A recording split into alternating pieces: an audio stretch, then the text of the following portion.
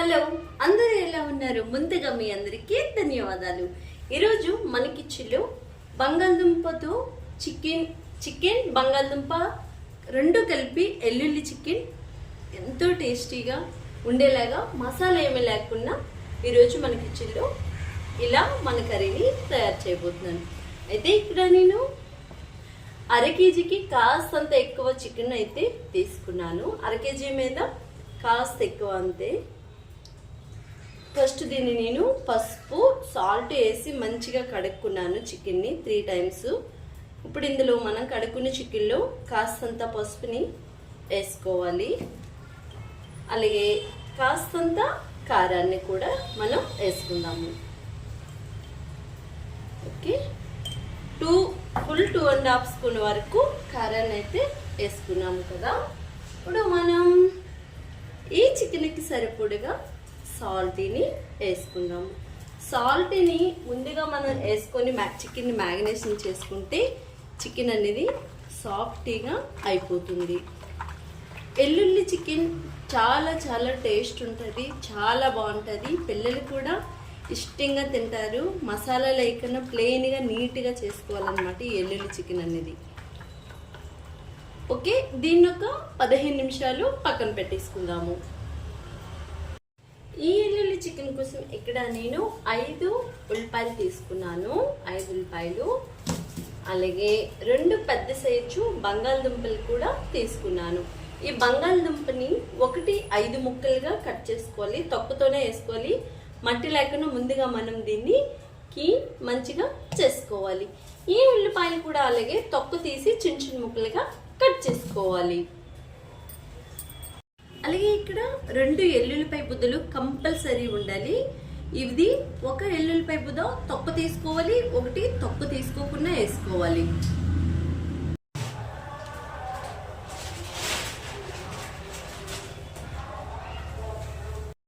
అయితే మీకు ఇక్కడ నేను చూపించిన బంగాళదుంపలు ఇలా ఎంత సైజు ముక్కలు అయితే కట్ చేసుకున్నాము.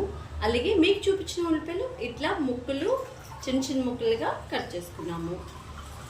అలాగే స్టవ్ పైన బాండీ పెట్టుకున్నాము. ఈ బాండీలో 3 స్పూన్స్ వరకు నూనెని పోసుకోవాలి.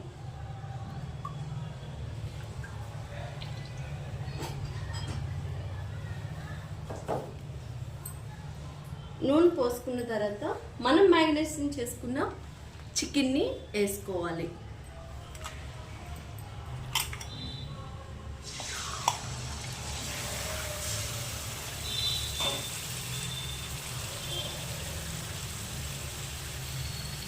చికెన్ వేసిన హెంబడే ఉల్లిపాయలు కూడా వేసేసుకోవాలి.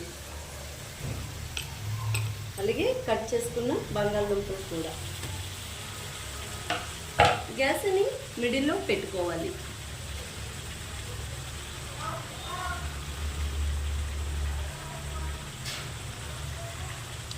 ఒకసారి ఈ చికెన్ అంతా ఉల్లిపాయలు ఈ చికెన్ బాగా కలిసేలాగా మనం కలుపుకోవాలి.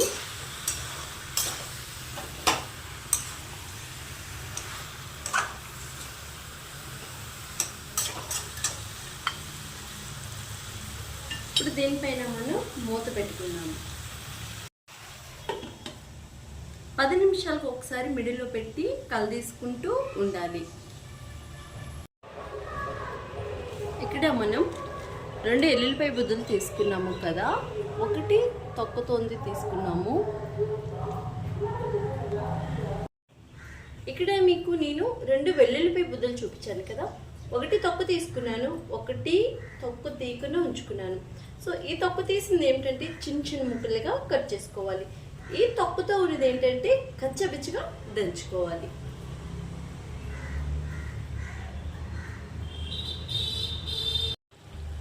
ఇక్కడ నేను ఎల్లుల్లిపాయలు చూపించాను కదా, తొక్క తీసినవి చిన్న చిన్న ముక్కలుగా కట్ చేసుకున్నాము, తొక్కతోనివి కచ్చబిచ్చగా దంచుకున్నాం అన్నమాట. సో ఈ 2 కలిపి మనం ఈ చికెన్లో వేసేసుకోవాలి.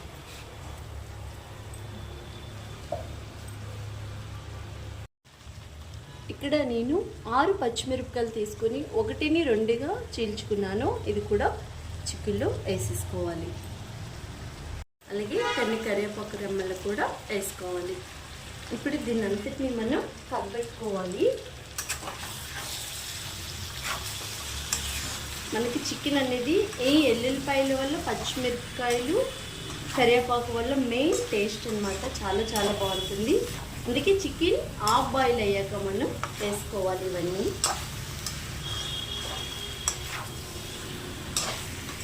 ఇలా కలిపేసాక ఇప్పుడు మనకి చికెన్లో నీరంతా ఇంకిపోయింది కదా. ఇప్పటిదాకా మనం మిడిల్లో ఉడికించుకున్నాము చికెన్ని.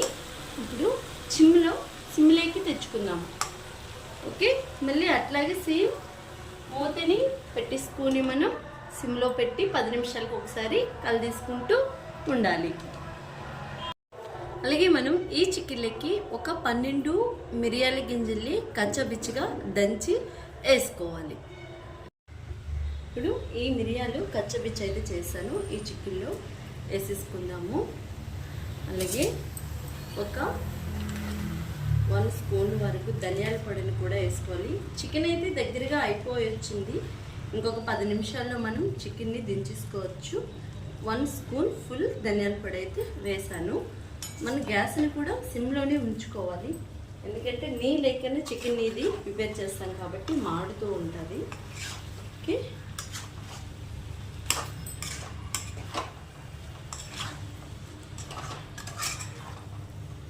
ఇంకొక 10 నిమిషాల్లో మనం చికెన్ని దించేసుకోవచ్చు. మళ్ళీ మూత పెట్టుకుందాం. మన వెల్లుల్లి చికెన్ రెడీ అయిపోయింది. టేస్ట్ అయితే చాలా చాలా బాగుంటుంది. ఈ ఎండాకాలంలో మసాలా ఎక్కువ లేకుండా సింపుల్గా, టేస్టీగా, హెల్దీగా వెల్లుల్లి చికెన్ని ఇక్కడ తయారు చేసుకున్నాము కూడా.